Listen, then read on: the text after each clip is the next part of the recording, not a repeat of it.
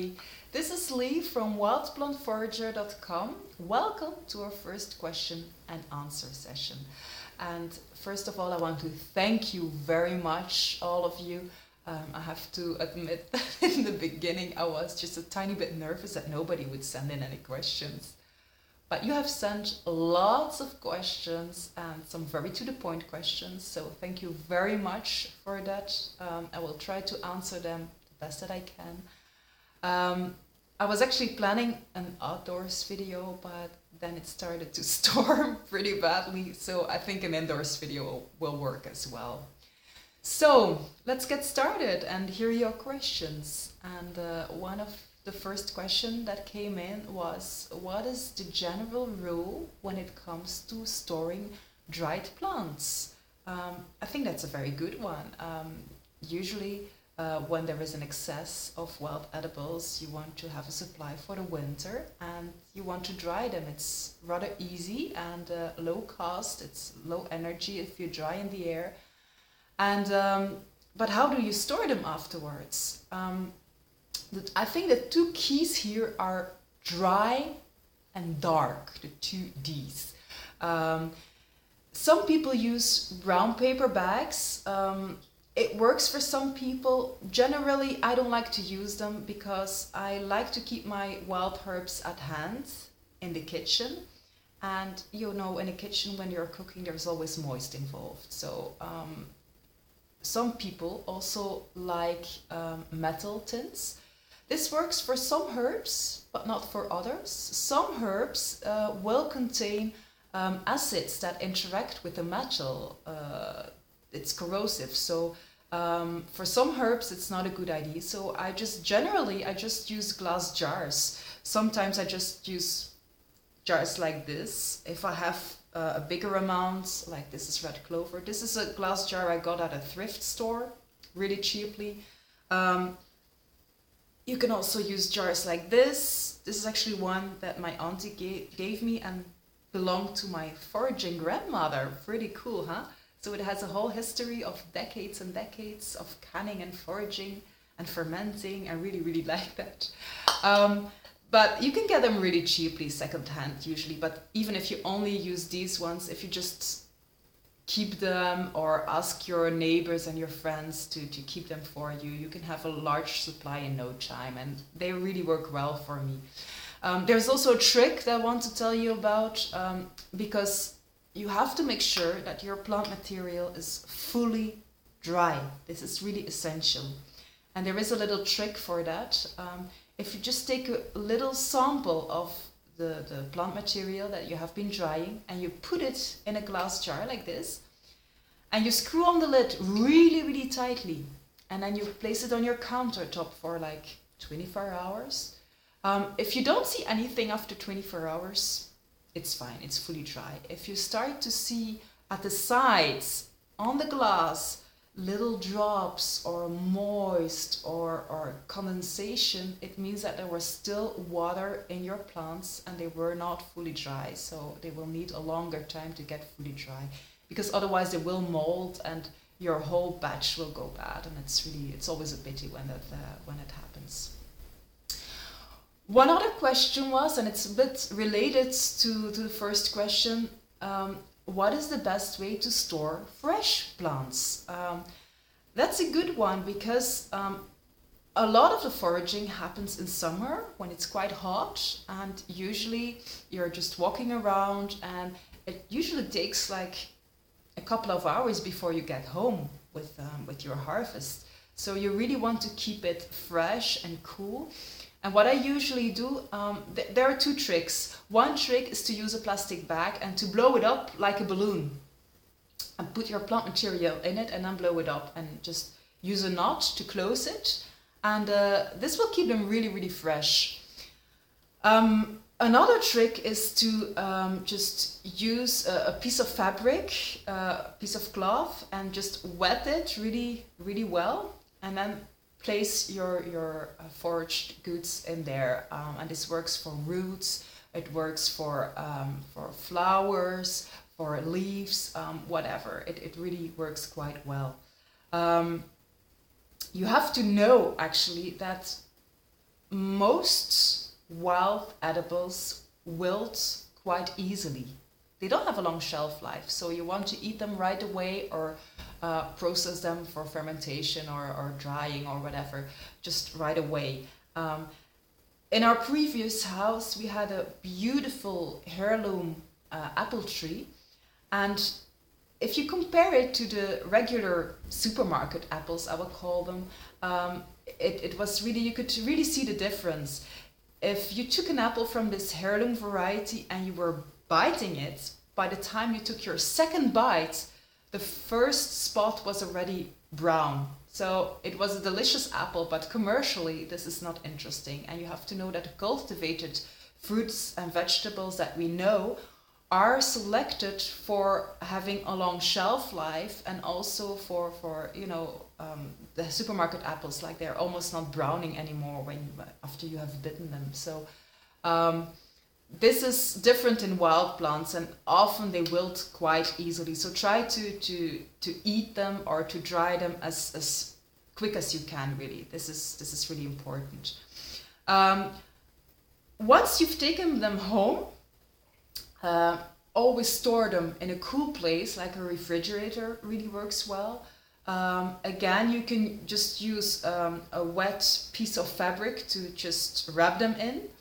Or what you also can do is you can just use a container, a plastic container or a glass container, and put in a piece of paper kitchen towel that is fully wet, or just a piece of fabric that is really wet, and then put in your herbs and close the container.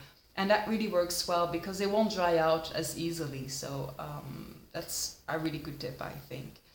I've also heard that for berries and for fruits, if you soak them in water with apple cider vinegar for half an hour, they won't go bad as easily, especially berries like blackberries, raspberries.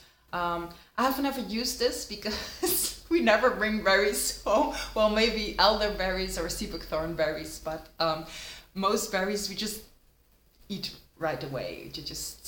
The only journey they are making is to our mouth, and especially if you have kids, I think you can relate to that.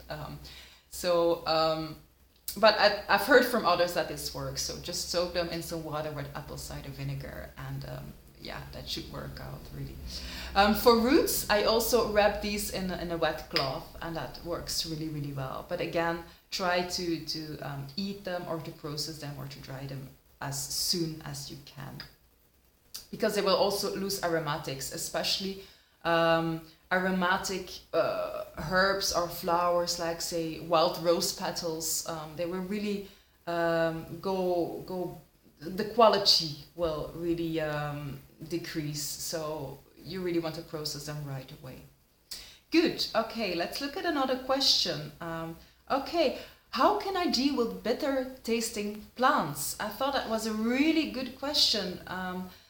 And there are some, okay, this is a misconception. Not all wild edibles are bitter. I want to say that first. There are some really good, very sweet, very neutral tasting beginner plants. But also a lot of them have a little bit of a bitter flavor in them. What I would like to start with is saying that I strongly believe that bitter is the missing link in our diets. If you look at cooking books of 100, 200 years ago, these bitter herbs were crucial in our kitchen. They really had a very long tradition, and they work really well. They actually they stimulate your liver, your gallbladder. They also have an effect on the intestinal flora. So they are vital for our health, and we don't use them enough. If you go to the supermarket, to most foods there is sugar added where you just wouldn't believe it. Things that don't need to be sweetened, but there is sugar added. So from early childhood we have been conditioned to have these sugar cravings, because it can really be addictive. So and bitter is really the counterpart of this sugar sweet thing. So for most people, it's not such an easy taste to appreciate. And it's normal. It's normal. We have a natural tendency to like sweetness. Breast milk is sweet. This is natural.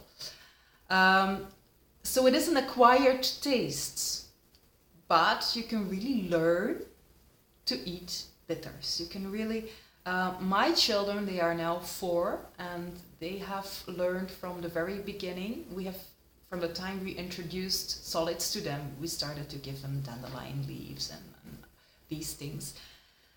And they have really just learned to eat them. I can give them amounts of wild greens that I know that people who begin just eating wild edibles just couldn't ingest, really, because they're not used to it. It will be way too bitter for them. But you can really learn to eat your wild bitters, and that's a good thing. So my suggestion would be to start with small amounts. I will take the example of dandelions because it's a plant that everybody knows. So it has quite some bitter leaves. What you can do is just make a salad with, whatever salad you're used to. It can be iceberg salad, romaine lettuce, whatever. And just add a little bit of dandelion leaf, like a tablespoon. And you hardly will notice it. And just build up. And every time you eat a salad, just build it up, and soon you will notice that you can add more and more of these bitter herbs, and it's actually really good for your health. One other tip is to mix them with sweeter tasting ingredients. Like if you would make a dandelion salad, you can mix it with grated carrots. If you would make a soup, you can mix it with pumpkin, red bell pepper, just sweeter ingredients, because they will decrease the bitterness of the wild herbs. So one other tip is to mix with lemon juice. I don't know how this works on a chemistry level, but somehow when I eat dandelion greens, when you add some lemon juice, it's easier to eat. I don't know why, but it just bitter works really well with this very acidic taste of the sour taste of lemon juice. So that's another tip that I can give you. One other tip is to really look at the harvesting time, and I will talk more about this later in another question. But the harvesting time is always really crucial as well. If we again take the example of dandelion, we will harvest the leaves before the plant starts to flower or after the first frost. And that will be the times that the leaf has it's still bitter, but not as much as when the plant is in flower. If you have a herb garden, you can notice this with your herbs as well, like lemon balm. It's a very common herb garden plant, and you can notice this too. Lemon balm has this really sweet, lemony taste, but after it starts blooming, you just have to take a leaf and take some in your mouth or just make a tea with it. And you will really notice that it's a lot more bitter and it's not as good in flavor anymore. So this is really crucial that you harvest at the right times, and then you can, or what you can also do is blanch the leaves. You can do this very easily. If you have dandelions in your garden, just use a flower pot and upside down, put it on your dandelion greens. And your greens will become white after a period of time, and this will also take away the bitterness. But don't take away all the bitterness, because you need them. Your body really, really needs them. Good. I think this is my little paper here to see if I have said everything. Yes. Then there was a question: what is the best time to forage? I forage all year round. It's February now, and I had a foraged lunch today, so it's possible it can happen. Of course, During spring and summer, it's really the high peak season for foragers. There is an abundance then of wild edibles, and usually that is when most of the foraging is done, and when you also harvest extra to dry and or to freeze and to have a supply for the winter time. So that's really, spring is on its way already, folks. So if you want to start doing this, now is a moment. It's really a perfect moment to do this. The first new green shoots are already going, peeking above the soil. So really, it's a perfect moment to start with. Good. Can you overdose on wild edibles? I thought this was a really interesting question. And you're probably very curious to hear the answer. The answer is yes. You can overdose on pretty much everything. If you would eat romaine lettuce for a whole week and eat nothing but romaine lettuce, you would get health problems. So pretty much all the food that we eat, you can overdose. So yes, on wild edibles, yes, you can overdose as well. Please, people, listen to your body. Again, I will take the example of the dandelion greens. If your body is not used to it and you start with a huge amount the first time you eat it, you will actually get diarrhea because your liver just gets an overdose, literally. You won't die of it and you won't become very ill, but really your body needs time to adjust. So build up and use small amounts. Start to introduce small amounts of wild edibles to your diet, and it will work out better than if you just crash your whole body by just starting to eat really huge amounts of wild edibles at a point. So just take it easy, listen to your body. Your body knows what's good for it, so trust your body. It's the best way that you can do it. You have to know also that our ancestors that were eating a lot of wild edibles, they were nomadic people, so they were just traveling all the time. They were traveling through the landscape and eating the landscape, literally. So I also believe that it's very important to get a lot of variety. Don't eat only dandelion greens. Don't eat only stinging nettle. Just like in with the mainstream diet of cultivated fruits and vegetables. Variety is always important. It's a key factor. So I also recommend this with the wild edibles, that you just use a lot of variety in your diet. One thing to be careful for, there's a lot of warning about this in the wild food world, is the oxalic acid. It's like in plants like sorrel. Sorrel has it. Usually, in a lot of wild plants, you can recognize the presence of oxalic acid through the lemony acidic flavor that it has. And what oxalic acid does is it actually prevents your body from absorbing minerals and important elements like calcium. It really, you cannot absorb them with oxalic acid. But most of that is removed when cooking the plants. But then again, there is a lot of warning about this, but I have to say that chocolate actually has a really high amount of oxalic acid as well. And nobody seems to warn about that. So, and some other cultivated vegetables have as well, star fruits, rhubarb. So again, if you use a lot of variety, if you don't eat sorrel every single day in high amounts, you won't get into trouble. It just needs a lot of variety. That's really the key here. Good. One other question. Let's see. What is the best time to pick what plant parts? Really good question. The general rule is this, and there is logic behind this, you will see. That you harvest the leaves before the plant starts to bloom. You harvest the flowers when they are opening, not when they are already fully open, but when they are just opening.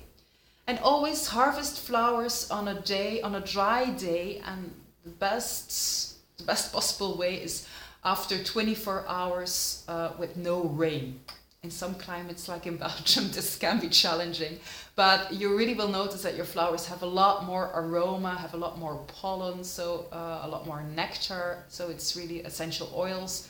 So it really, really makes the quality of your foraged flowers a lot better.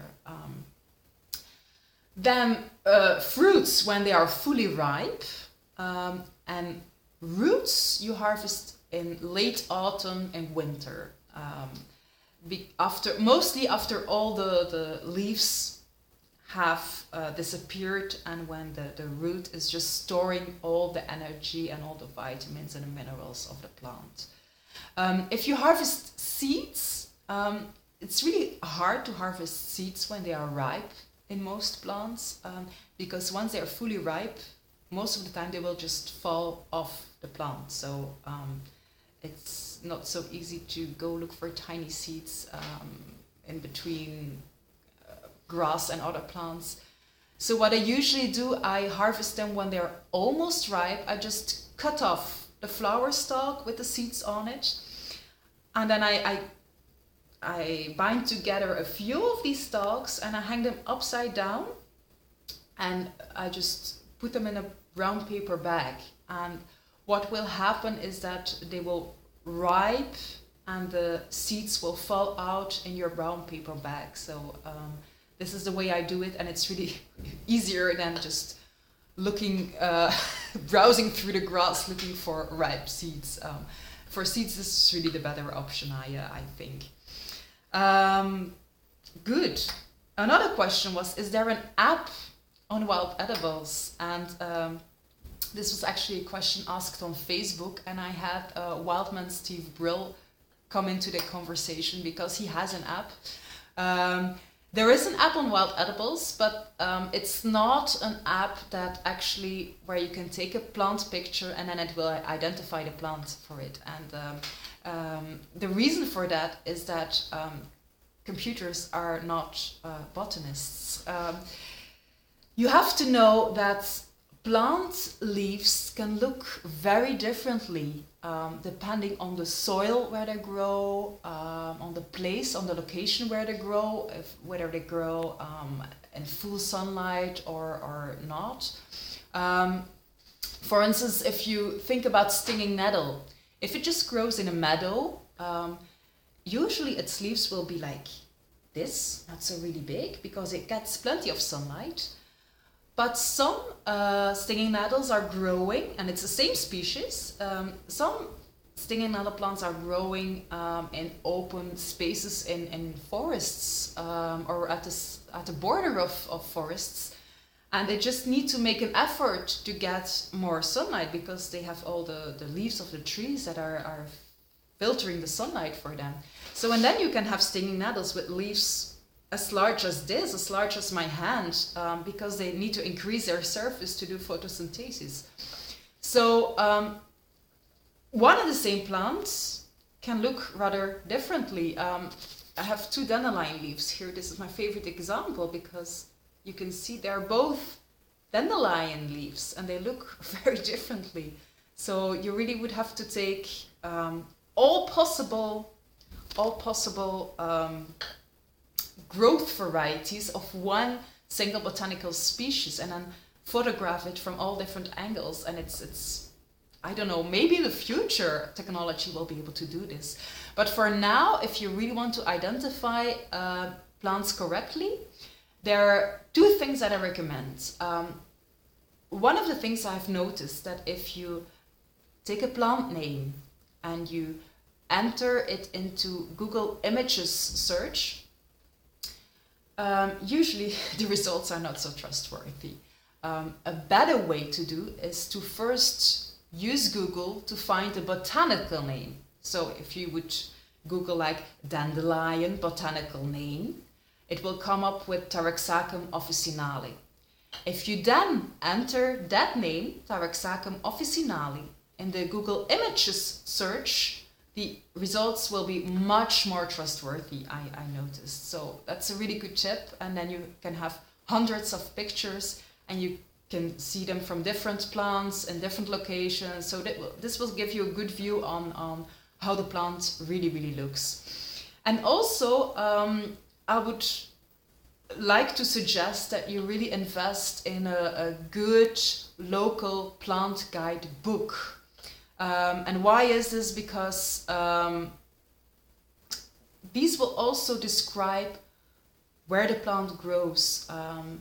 It tells a lot more than a picture. Sometimes it say, oh, it has a very pungent flavor or scent, or it only grows in forests, or it only grows in full direct sunlight. And this will give you more information. It makes the picture broader to see what plant that you are dealing with. So I think it's really, I won't give any tips here because seeing where the questions are coming from, I've received questions from Russia, from Sweden, from Ireland, from Belgium, from the US. So this is different for everybody depending on where you live. But try to ask around and invest in a really good plant identification guide. This is really a good way to go. Good. Let's see. Oh, what are the easiest plants to start with if you are new to foraging? Is there some things that are dangerous or that we should avoid, or what is it that we should start with? Generally, I would like to say, well, of course, starts with these plants that you know. I think it's logic. Like lawn daisy, stinging nettle, chickweed, dandelion. There are a few dandelion lookalikes, but none of them is toxic, so it's okay if you make a mistake there. I would generally say to stay away from the carrot family. The carrot family has some very good, some very edible members in its family, like carrot and celery and parsley are the cultivated ones that we know.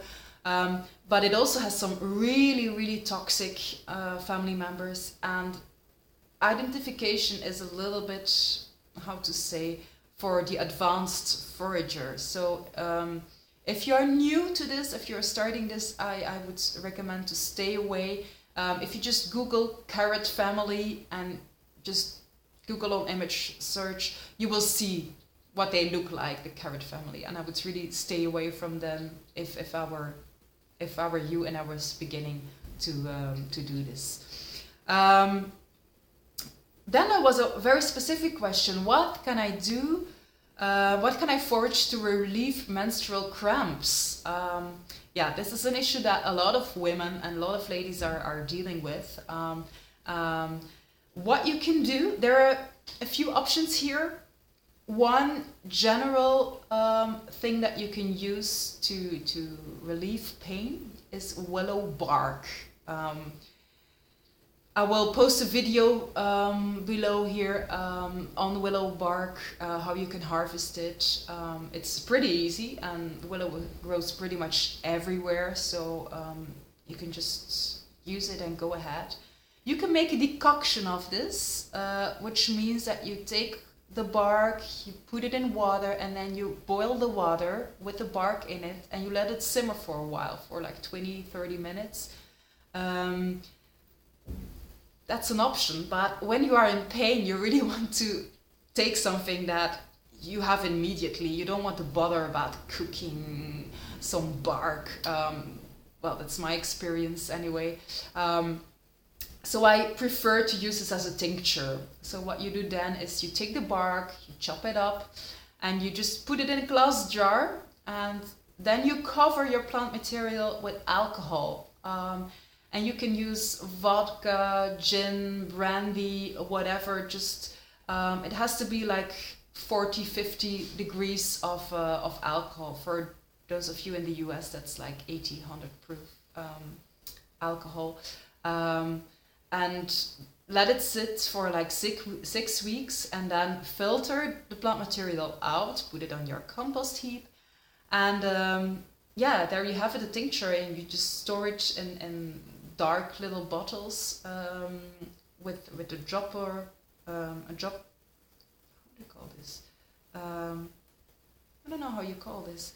It's like a lid on it that leaves drops out. Well, anyway, or you can have these little, how you call them, that you can just take a dropper full of them. And I usually take like 20 drops of willow bark tincture, and this is it has the same compound in it that aspirin has, so but it works without all the side effects like the blood thinning side effects that that aspirin has, and it really works quite well as a painkiller, and you can use it for rheumatic pains, for menstrual cramps, for headaches, for joint aches, for anything that is pain related will really work quite well for that. You can also chew just on a willow twig, but yeah, it's really bitter. It's really bitter. So you can just take the drops in a glass of water and just drink the water, and it will work, no doubt. But specifically for menstrual cramps, there is also another thing that you can use, and that is cramp bark. Again, I will post more information below this video on cramp bark. Cramp bark works specifically on cramps, and these can be bowel cramps, it can be muscle cramps, it can be cramps in the respiratory system, like when you're coughing non-stop, when it's really like a spastic cough. But it works exceptionally well on menstrual cramps, I noticed. And again, you always harvest the bark and you make a tincture the same way that I just described, and this works really, really well. I know what you're talking about, to the lady asking this question. I hear you. And these things really, really work quite well. So yeah, you can try them. I also received some very specific questions on certain plants. I will be posting these below this video. If you're watching this video directly from YouTube, I will post a link to my blog below this video so you can find them. There was some questions about red clover, about knotweed, about well, different kinds of plants. So I will post the information here below. And also some links to some simple recipes. Some of the plants that you asked questions about, I already covered in a previous blog post, and then I linked to it. Other plants, I just give new information, or I'm planning to do blogs on. This will be a great inspiration list for me when I need to know what plants to write about. So keep tuned for more information about these wild edibles. Also, I want to mention that the blog has a search function. So if you're looking for specific information on one plant, just go on the blog, enter the name of the plant, and the search function will find whatever I've written before on that plant. So that may be interesting for you. There's also a list of other foraging blogs. So this is material that's good for hours and days and weeks of fun if you are looking for foraging inspiration. And I really love how all foragers have their own excuse me, all foragers have their own way of doing things and have their own angles and perspectives and their own favorites, and so please visit my fellow foragers blogs, because you can learn a lot from them as well. And then yeah, let's see what else. I think I pretty much covered it here. As I said, please look below to find more information. As I said before, spring is pretty much on its way, even though it's storming now outside, but it is on its way. And just, if you want to start foraging, just start doing it. Just start with one thing that you know, like stinging nettle or dandelion, and just do it. And you can find lots of recipe ideas on the internet, and just try them and share them. You also want to follow us on Facebook, because I will be posting pictures of dishes I have made, and they may inspire you. So this can be a good thing. And also, if you haven't done this already, subscribe to our newsletter. We don't spam, I just send them out a couple of times a year. Subscribe to our newsletter. You will receive a free e-booklet on wild edibles that can actually already inspire you, and you will also keep updated on more wild plant information. So, folks, that was it for now. Thank you very much for sharing your questions. I may do another round of this somewhere later in the year. Thank you very much. Happy foraging! Eat those dandelions! Bye!